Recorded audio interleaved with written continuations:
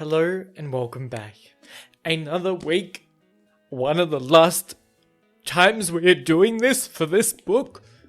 It is very emotional and we have finished. Well, I have finished and you have probably finished the book. Wow, like a lot of thoughts, a lot of emotions, a lot of things to process in my mind, but we've done it. We have finished this book. Now, does this mean that we've finished this not chapter, that makes no sense in this context. Have we finished the Charm Offensive? No. We still next week have the online chapter, like one of those, like, after we had one with Red, White, and Royal Blue, and I have been made aware that there is one for this, so we'll be getting to that next week. So we'll have one more week, but this is like the final episode for the actual book, which is crazy and wild and like a little bit sad in a way, but it's exciting because getting to finish this was like so special. Getting to read it along with y'all was so great and amazing, and seeing your thoughts and feelings on every a chapter and what we thought and how we're going through it. And it was a really lovely ending and I really liked it a lot. Again, with my predictions, don't know how we went. Because I don't remember all the ones I made, because I feel like I made a good couple, maybe a couple too many. But I think I did not bad. Like, I thought they were gonna put, I thought they were gonna put the clips together of like their cute moments, and then they were gonna have a whole like, it wasn't structured how I thought it was going to be, but like Dev was going to get on the TV, and he did fantastic. Also today we're wearing like jean jacket because Dev like strutted out in his jean jacket, and I was like, because the whole thing, and I was like, I was wondering what to wear, because I was like, oh, I gotta wear something that's like kind of vibes, and I was like, perfect. I have a jean jacket. Funnily enough, I wore this exact outfit for an episode of Heartbreak High, and I was like looking through the stuff on. I call it it's dumb, but I call it my props chair. It's basically just an old chair that I used to sit on right over there. That when I bring things in and like change for different recordings, so it doesn't look like I'm always in the same clothes, they all end up on that chair there.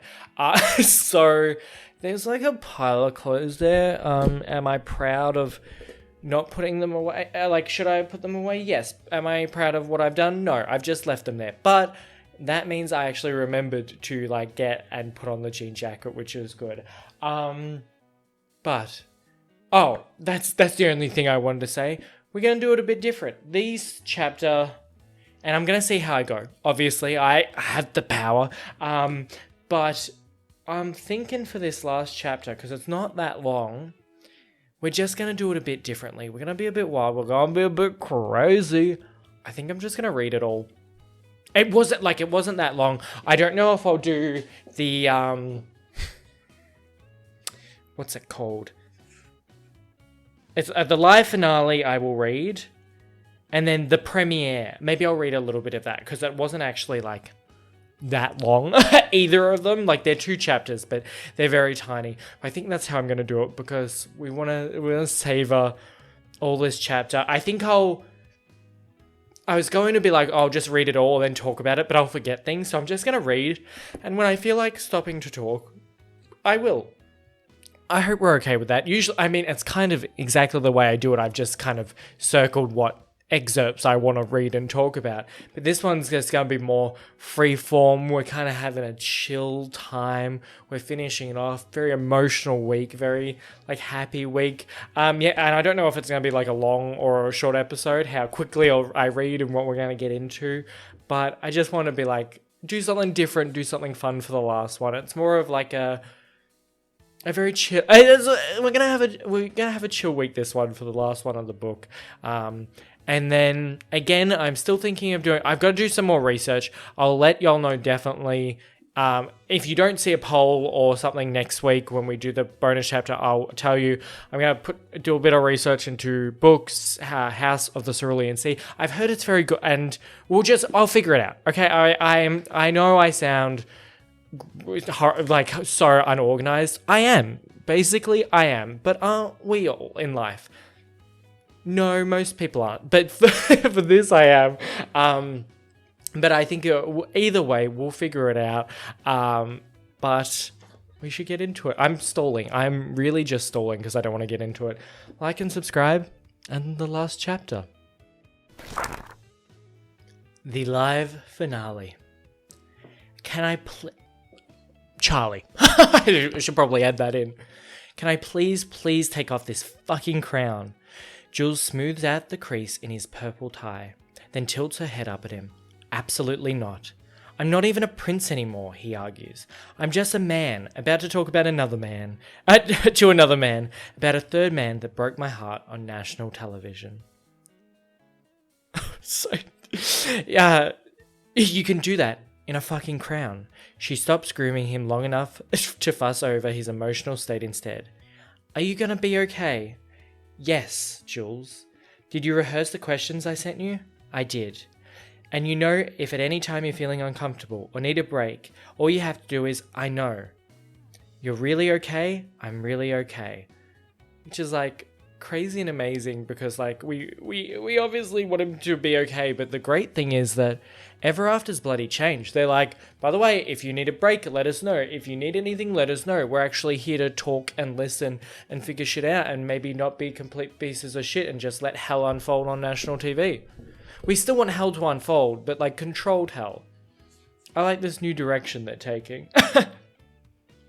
He really is. In 5 minutes, Charlie is going to sit on a couch in his Burbank studio across from Mark Davenport in front of 4 cameras, a studio audience, and 20 million live viewers to debrief the season that has aired for the past 9 weeks. He will be forced to rehash it and forced to relive the heartbreak. He's had 3 months to cope with what happened in Mancon? Still should have looked it up. But for the people across the country who tuned in, it just happened to be when the episode aired last week. He'll have to reopen all those old wounds for the sake of entertaining reality television, but he really is fine. Totally fine. Charlie can see from his position, tucked behind some risers, that things are about to get started. The studio lights are in place, and Mark's assistant have positioned him in the chair. He can hear Skylar's voice announce, "We're live in 30. Then she counts it down, swallowing the last 3 numbers as Charlie's heart pummels against his chest. 3, 2, 1. Welcome. Should I do an accent for Mark? Welcome, Fairy Tale family, to the live finale of the most unusual season of Ever After in the show's history. The studio okay, not Mark anymore. I can go back to me. The studio audience applauds on cue, and a makeup artist quickly touches up Charlie's face.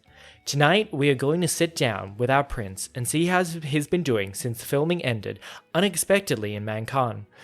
We know he came on this show with less than noble intentions in terms of finding his princess, but in the end, our prince found something much better. Take a look. Back to you in the studio, Joan. Sorry, the American broadcaster accent, I know I'm doing it horribly, but it is a fun one. It is like a fun one that does come off the tongue very, very enjoyably. For Charlie to have to relive all this stuff is wild. For them to be like, yeah, you'll be okay, but also like go rehash figuring out you deserve love, falling in love, and then it crashing and burning. I'd be like, the last thing I want to do is be here. Even though contractual obligation states that I must, maybe not the thing I want. Where were we? On the monitor in front of him, Charlie watches as the show plays a supercut of every scene he and Dev appeared in together. Their entire relationship, the set to a Leland Barlow song, arranged in a beautiful montage. Charlie imagines turning his entire body to stone, to something implaceable, so the memories can't penetrate him. Let's bring him out. Charlie Winshaw, everybody. I'm sorry, I should probably stop, but I don't think I'm going to. Jules gives him a quick pat on the back and steps out onto the lights. The audience goes nuts. He can't see them. The studio lights generously paint everyone in silhouette, but he can hear their screams. A high-pitched voice shouts, "Charlie, we love you." A deeper one, "I'll be your prince." He does a shy, double-handed wave in the direction of the darkened crowd. He knows he looked awkward. For once, he doesn't care. Oh wow, thank you everybody. Thank you so much. He trips over a single step leading to the platform where Mark is waiting. The audience laughs, but he knows this time they're laughing with him. It is so amazing to know that everyone has kind of fallen. It's kind of like the studio audience is kind of like us. We've fallen in love with him. They have fallen in love with him. Like it's wild what like, you know, getting to see exposure does to you. Like getting to see, like, obviously for a lot of people, you know, certain people's quirks, awkwardness, different things aren't that jarring, and you can actually just like, it's just not like, it's just what happened. Like, it's just life. It's just that person. But like when you have all these, you know, quirks and differences, when you paint it out over a long time and you have all that exposure, everyone can just learn to love those parts of people. I think it's really nice that he's like, holy shit, like everyone kind of enjoys me for who I am and who I want to be, which is something he hasn't really felt, which is really amazing. Also, when he's like, the studio lights generously paint everyone in a silhouette. Lights are crazy on a stage. Like, I don't know if y'all have done what y'all have done in life. I did theater in high school. I wasn't in the like, I did it as a class. Like, I wasn't in many of the other performances because I was a theater kid, but also not a theater kid. I know nothing about theater. I just liked that like class. And I loved acting. I thought acting was so much fun, and I loved acting until you had to do it in front of an audience, because I'm not a big in front of people person. I've gotten a bit better over the amount of time. But I hated it, and thank God those like lights that like go onto the stage do make you not be able to see anyone, because it really helps when you don't want to see literally anyone in the audience because you think it might send you over the edge. Sorry, just a little me tidbit there. Well, I'd say they're excited to see you, Mark Davenport jokes as they take their seats. Charlie unfastens the button of his blazer and leans back casually on the couch. Ah, are they? His nervousness is met with more applause, and isn't it wild that his true self is the version of Charlie Winshaw people like the most? Welcome back to the show after being away for a while. How's it been for you since the show finished filming? It's been, Charlie starts. He takes a second, inhales 3 times. On the third exhale. Well, for a while there, it was pretty shit, wasn't it? Some of the audience members laugh. The rest make sounds of sympathy. It was tough in the beginning, he admits honestly, because honesty is what the audience wants, and because being his most honest self is what Charlie wants. Having your heart ripped out on national television kinda sucks, but thankfully, I made some amazing friends on this show. Angie and Daphne, but also the crew members who've helped me get through it. Ultimately, I wouldn't trade my experience on this show for anything. Mark nods knowingly, because of course, he does know. Charlie emailed him all the questions beforehand. Talk to us about that. I love that he's like, you know, I wouldn't trade the experience. And I think that's, even if like what is going to come doesn't happen, and even if he like never talked, or to Dev again, even if Dev like was an arsehole, like, you know, like even if there were, for the leaps and bounds that he has grown and learnt about himself in this like book and in this period of time for him is so amazing for him to learn, you know, he's capable of love, he's deserving of love, you know, making friends, learning about, you know, different sorts of people, you know, people tolerate it and can just see you for who you are. Like, you shouldn't be like, you know, embarrassed of the things that make you you.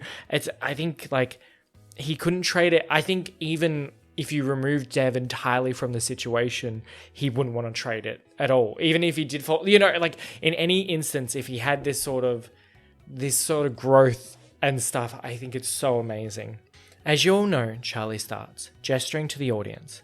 I came on this show because I thought I had something to prove to the world. I was diagnosed with obsessive compulsive disorder when I was 12, and diagnosed with a panic disorder in my late teens, but I grew up with a family that didn't recognize, honor, or validate those parts of me. My family always made me feel like those parts of my identity made me less worthy of happiness. I can't believe he's calling them out like that, and I love it.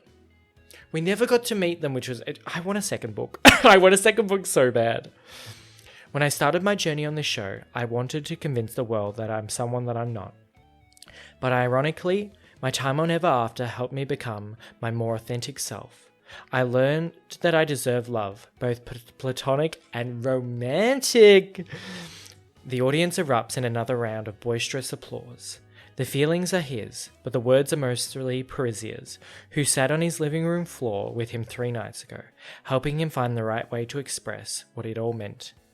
All meant to him, being given permission to be himself. I know your goal was to work in tech again, Mark says, flawlessly rehearsed. Has that happened? I've had a few job offers, yes, but the truth is, my desire to work in tech stemmed from my belief that my profession was the measure of my worth. It never made me happy. I've realized the work we're doing at the Winshaw Foundation is important, so I'm not looking for any other job opportunities at the moment. I'd also love him to go into that. Like, what is the... should I have known what the Winshaw Foundation is? That is family... family, like... I feel like... I'm like, have I already missed things? Do I already need to reread the book? Everyone in the fairy tale family is very proud of you, Charlie, Mark says, transitioning smoothly. But now let's get to the stuff we actually care about. The audience laughed. Have you talked to Dev at all since filming ended? I'd be like, do we have to go there? He feels his throat catch fire around the collar of his shirt, feels his chest constrict. He takes 3 deep breaths, drums his fingers against his knee, and answers, No, I haven't. I don't think he wants to talk to me. But honestly, I think it's for the best. Mark doesn't say anything, and Charlie knows he's supposed to keep talking to fill the silence. But he didn't script this part. It was too hard to sit across from Parisia and imagine telling her about the voicemails, about the imagined conversations with Dev, about walking into rooms and still expecting him to be there. That despite all the evidence to the contrary, he truly believed he could reach out for Dev and hold on. The thing is, sometimes this show, and I mean no offense, Mark, you know how much I've grown on to love Ever After, but sometimes this show makes you believe a relationship can help you fix yourself. As much as I grew over the course of this show, that growth was dependent on Dev, and when he left, I realized my happiness can't be contingent on another person. I've been learning how to be healthy on my own, and wherever he is, I hope Dev is doing the same thing. I do actually think that's a really important point. I don't think you can fully rely... I think having another person there to help you with that, to move you with that, to do all these things is really important. You know what I mean? I think that is great to have another person there to egg you along, be there all the way, but to be fully dependent on that person, and it really, I think, can be a different thing when that person and you are also in a relationship with. I think it can just be a lot, like, from no actual experience, but from my own, like, thought process. I think you kind of just, a lot of lines blur and a lot of things get really close there. And it can be worrying if that person does ever go, that everything you work for can kind of disappear. And like, no one wants that to happen, and you can believe that these people are like here forever, but it's hard because you wouldn't want anyone to take that chance. You want them to grow and learn on their own and have that independence. And I think a person can be there every step of the way, but I think things have to be done to make sure that it's not connected with them, that it can be done. I think it's a very fine line, and it's a very hard thing to do, but I believe it can be. But yes, when he was feeling that it was all on Dev, as soon as Dev left, it kind of leaves him, it leaves them sort of stranded and kind of unsure, and you could fall back into bad habits or even create more destructive ones. I think it's really good that he was able to look to that and look to it to grow in a different way, because he has learnt how to grow. But that's just my, thought on that. Could be completely wrong. If you could talk to Dev again, though, Mark groans, leaning across his chair, what would you say to him? I don't think I can talk to Dev again, Charlie says. It's the kind of honesty that surprises him, the kind of honesty that leaves him breathless. All he does is talk to Dev in his mind, but the idea of seeing him again, the idea of learning to say goodbye again, hurts. Hurts too much. It would be too hard to talk to him. I think maybe Dev and I are two people who were meant to enter each other's lives very briefly. We weren't meant to have a happily ever after, but that doesn't mean the happiness we had was any less important or any less real, I think. Behind him, a producer is yelling, and Charlie breaks off, thinking they're finally going to a commercial break. But maybe he'll finally have 2 minutes to rush behind the risers and cry in private, because no matter how honest you're trying to be, something should only belong to you. I love this because it's so... Because by this point we know what's going to happen. Like, I feel like you know what's going to happen, especially you can see a little perspective change at the bottom of the page. But I love that he's like, oh, we were just a small moment, blah, blah, blah. Like, we it's good for us to, have each other and then move on. And then he's literally going to be like, fuck all that shit. I want to get back to Dev as soon as he possibly can. And I am not mad about that. So don't get me wrong. I am so happy he portrays everything he says here to be back with Dev again. Skylar doesn't call cut, though, and the producers keep screaming. Keep cursing at a volume the studio microphones will definitely pick up. When Charlie turns towards the sound of commotion, he sees someone rushing onto the stage. For a moment, he's terrified. While most people responded to the season with an outpouring of love, there is still some dangers of being a queer person who discusses their mental illness on the internet. Even for extremely privileged white men like him.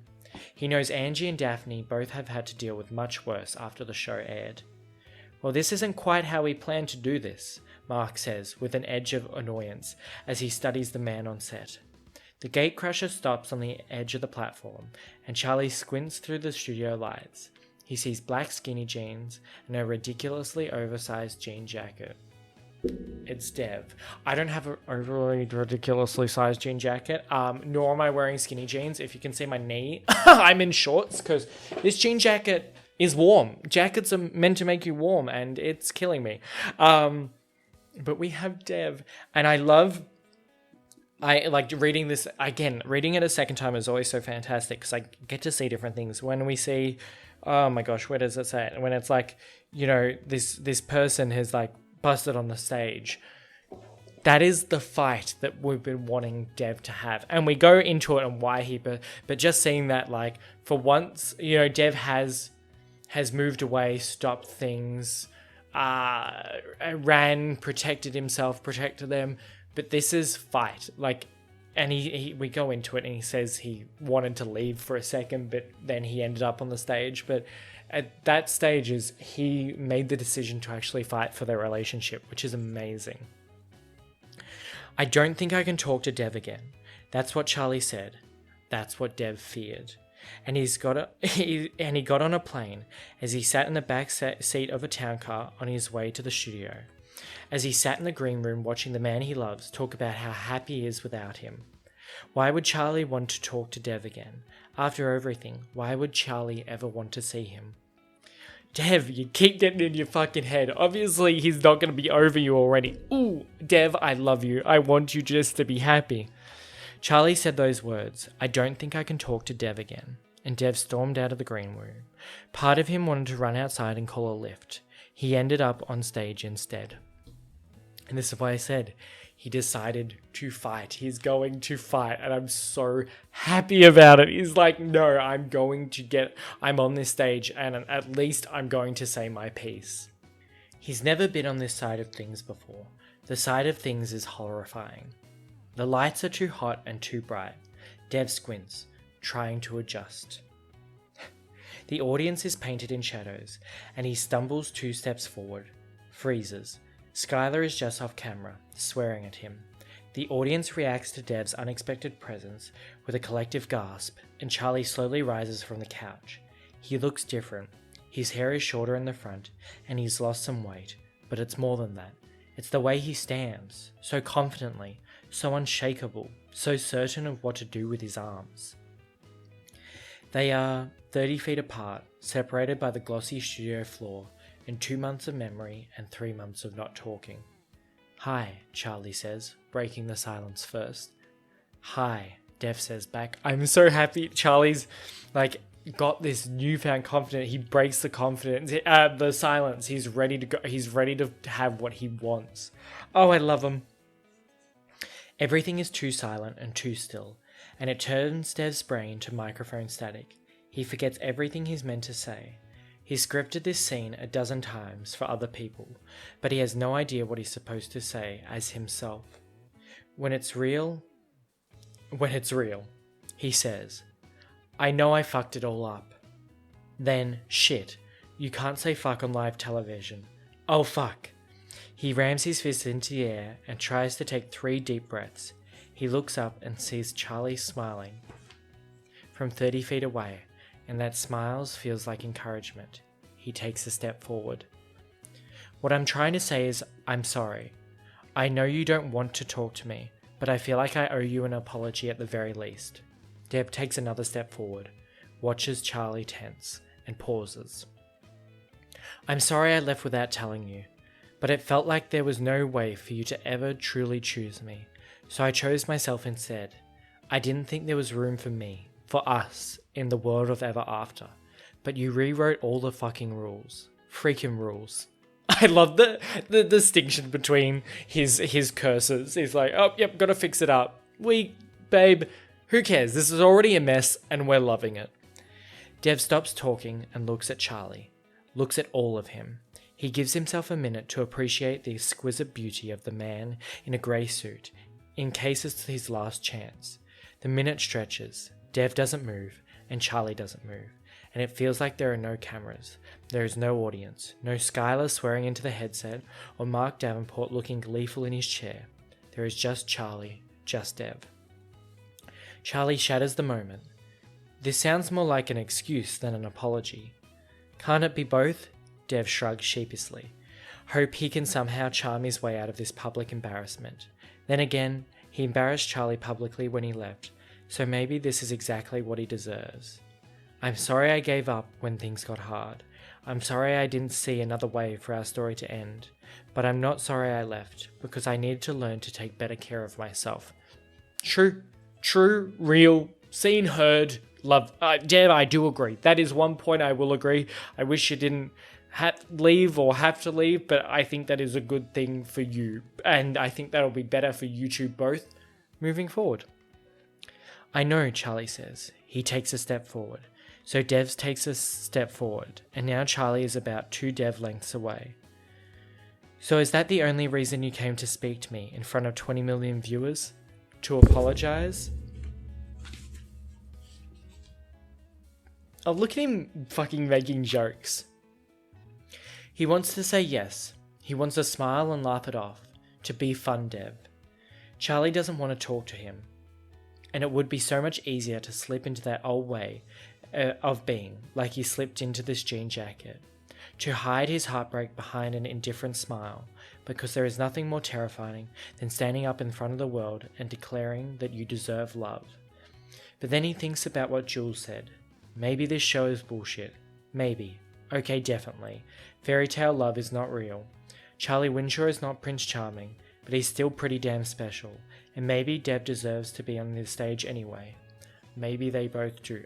Ooh, to get to see this sort of inner monologue for him, and Dev's still fighting this battle with himself of what he wants and what his choice, and hearing himself keep saying that he doesn't want to see him, he doesn't want to talk to him, and still pushing through really shows, they're both showing how far they have come. To see that he's no, actually, I kind of fucking want, even though Charlie doesn't want to talk to me, and even then this might not do anything, and even if this apology won't get what I want it to do, I'm still going to do it, and I'm going to push for it. I'm going to fight for it at least a little bit if it's the last thing I do. And I think that is so good. They have grown so much. "No," Dev says. "I came here to tell you I love you, Charlie. I don't think I know how not to love you, and I am even more in love with you now than when I was 3 months ago. I want the house and the puzzles and the plants by the windows, if you still want those things too. Charlie's face transforms into the one Dev fell in love with. The snarl in his furrowed brow, the sheen of nervous sweat on his forehead. Are you going to pull away again? No, I won't. And I know he can believe him because he's here doing something that you know he wouldn't per se. Sorry, I'm really playing with this side of my hair. I'm sorry, I'm catching myself doing it. Also, I'm kind of but it was just so cute.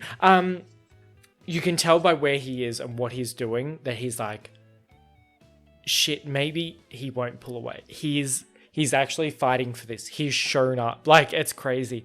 I wish we got a bit talking about the voicemails. I really wish we did, but it's still a pretty good end. Oh, sorry, I will continue. Charlie takes 3 certain steps forward. As the distance fades, so does everything else. And this conversation shrinks down to the 2 of them, a foot apart. Charlie doesn't speak, and Dev doesn't know what else he can say. He doesn't have the perfect words, because he's not perfect, and Charlie's not perfect, and the whole thing is so utterly imperfect. Dev snorts. I still want kids, he blurts. Charlie smiles. Yes, I think you've mentioned. And marriage also sounds familiar. Charlie is right here, and Dev knows it's his turn to reach out. So he reaches and takes Charlie's hand, intertwines their fingers, and when Charlie lets him, it fills Dev with a stupid kind of hope. Charlie bites down on his bottom lip. Is the white tux negotiable though? Dev shakes his head grimly. It is not. Charlie grabs the collar of Dev's coat. Unfortunately, he starts, and Dev holds his breath. You look so damn sexy in this jean jacket, I can't resist you. Where the fuck's my Charlie? I am also wearing a jean jacket. Where's my tech billionaire, really hot, unbelievably cool boyfriend?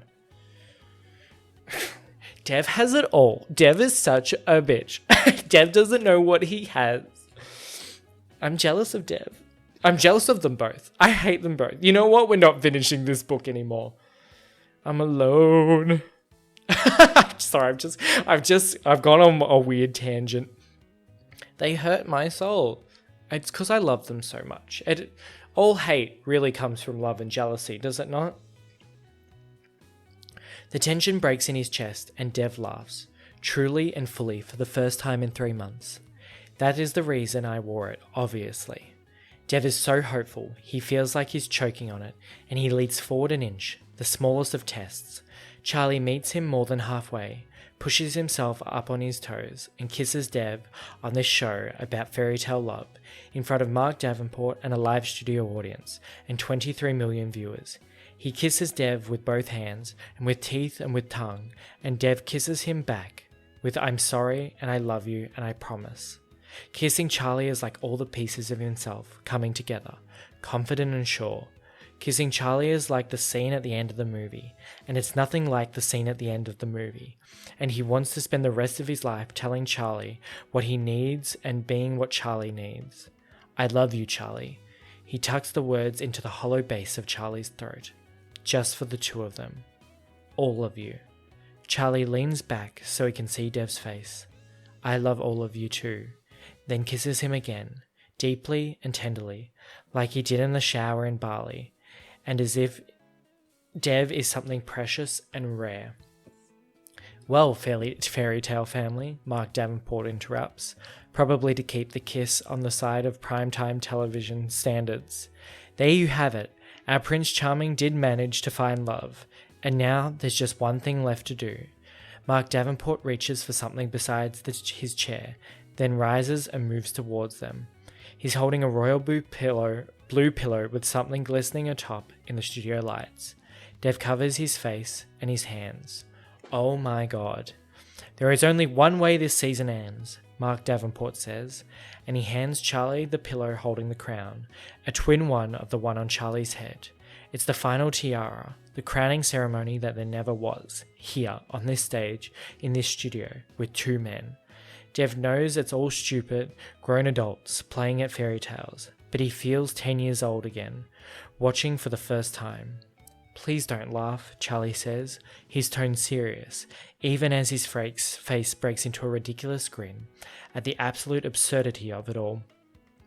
Not just the show itself, and not just this moment, but every moment from the first, when Charlie fell out of the car at Dev's feet, practice dates and real dates in New Orleans and Cape Town, and maybe other places too, places they'll visit together, side by side in adjacent first-class seats, food to eat and mountains to be carried across, and a horse to come back to. And a house to come back to. Dev, Deshpande, are you interested in becoming my prince? If happily ever after is something you choose, then Dev decides to choose it for himself. Yes, he says. And there we are. There's the end. There is the premiere episode, chapter, which I won't read. It is only a couple of pages, but basically, maybe I'll read the end of it. Basically, Daphne realized through the season and through all the all the queerness, that she is a lesbian, and we love that the king and queen to be were both gay. We love that so much for them, and basically, from what I think they're trying to say is the next season of Ever After is Daphne getting an all-women season. I don't know. I think it would be really good. I wonder if they ever did another book with Daphne. That could be fun. Like, I don't know, but I'll do this last bit because we get a little bit more. Daphne comes riding onto set atop a white horse, her posture perfect in the saddle. She's wearing tan riding pants, black boots, and a billowing white skirt like a real-life goddamn prince. Daphne takes off her helmet and shakes out her long blonde hair. Charlie squeezes his hand tighter. Do you wish you'd been there? Does he wish he were a part of the first, intentionally, gay season of Ever After? Of course he does. Part of him will always love Ever After. Love the magic, the energy, the way romance plays out in front of the cameras. He loves a perfect make-out session against a brick wall. He loves the drama, the heartbreak, the tears and the music, and the first kisses. And yeah, the show is kind of trash. It asks people to compete for love. It sometimes exploits them at their most vulnerable moments. It heightens everything to absurdity. But isn't that the kind of the point? Isn't that why people watch reality TV? To escape from reality? Without Maureen, the show will be a lot more progressive, but it's still Ever After, and Dev is happy to be watching it play out right here, from the comfort of his couch, with Charlie sitting beside him. No, actually, Dev leans over to kiss Charlie. I think I'm good. Charlie opens up his arms, and Dev settles under against his chest. Mark Davenport smiles directly at them from the television screen. Over the course of the next 10 weeks, Daphne will embark on a quest to find her fairy tale princess. Are you ready, America? Dev is so ready. So it's like a beautiful little finish off for them both. I loved it. It was great. It was cute. It was amazing. I love the little bit where it was just like, what I'm going to say isn't perfect. I'm not perfect. Charlie isn't perfect. Love isn't perfect. Nothing's fucking perfect. But we're figuring it out. We're doing what we can. I'm doing what I know. I'm trying my best. And we're just doing, I think, because I do like how they, through this book we've done such on is, fairy tales, happy endings real? What sort of, love is there to be found? How does love work? And we've been through so many thought processes and, is forever? What is forever? I think these things are really good. I loved all the representation through all the different characters, through sexuality and race. I think that was really interesting to go into through different, what are they called? I can't think of the category term. His OCD, his panic disorder, panic condition, all those different things, like to go through so many different things and ways of thinking and things to think about in a book. And they felt very like genuine. Sometimes you can tell when certain books do feel like they're doing it. TV shows are doing it just to add these sort of, minority groups, and it doesn't really feel integral or genuine to the plot. Everything that was discussed here felt so like thought out and fleshed out, and having such a good and big cast in the book that are all really interesting and had actual like personality was fantastic, and getting to go into all their thought processes and seeing them and seeing all their different viewpoints was amazing, and really just gets you thinking. I think that's one of the best things about exploring all those different types of things is getting to see this different way of thinking that you might not think, or to just solidify some things. It was great to have Charlie and Dev to get both of their perspectives through the whole book was amazing. I haven't seen that before. Granted, I'm not the biggest, well, we're getting into it, but I'm not the biggest of readers. Now exclusively only love a little gay male romance book, but I haven't seen that before, and getting it is amazing, because in certain books I've always wanted to see what the other person's thinking, and you kind of get it sometimes, but you don't get that full scope of like what someone's thinking, what's going on in their head, because you only follow one character usually, and getting to see both was amazing, because you get to completely understand and follow and condemn and figure out. You just get to be annoyed with, but understand. You just get so much more, and I think it's fantastic. And I kind of wish like all books would do it, because I love, if you're in a romance setting, I get why following one does make sense. I don't knock that, because I do like it at times, but getting both of them is really good, and it feels like you have two really like fun main characters, and you get to explore more. I think it just opens up a lot, which I really like and enjoy. But I really like this book. This was an amazing one. I'm happy it won the poll. It won the poll, yeah. It won a poll. I'm really happy it was recommended in the first place. I don't know at what point I kind of want to do, and I've loved all the books we've read. We've only read three books. I've got to stop at we're 80 books down. But I really love this book. I want to do eventually maybe like a tier list of the books that we've read. But I think we have to put a couple more behind us before we continue. I don't know how, or we'll hopefully be starting a week after next. After we do the last Charm Offensive bit, but we'll see if I take a week, figure out what we're doing, and how we structure the next book. Because I feel like they've been the same, but they've been kind of different. I like, how the book is set, how the chapters work, how long it is. It's all going to affect how we do it. But so far, it's been a blast. I always get to the end and then we have an extra chapter. So I don't want to do all my final things, because we'll get there. But it has been a blast reading it with you. I loved all your comments. I love reading them. Yes, I know I fall behind on reply. And I've said this before, I'm just a horrible replier. I really do make sure I read them all and love them and appreciate them. And I love seeing what you think and what's going on. I fall behind. I'll be like, oh, I'll do it. And then I start editing things, or I'll be like, I do it. And then I just end up doing something, and I'm bad and dumb. You know what I mean? You'll ever get like that. If we've learned anything, nobody's perfect. We're all human. People make mistakes.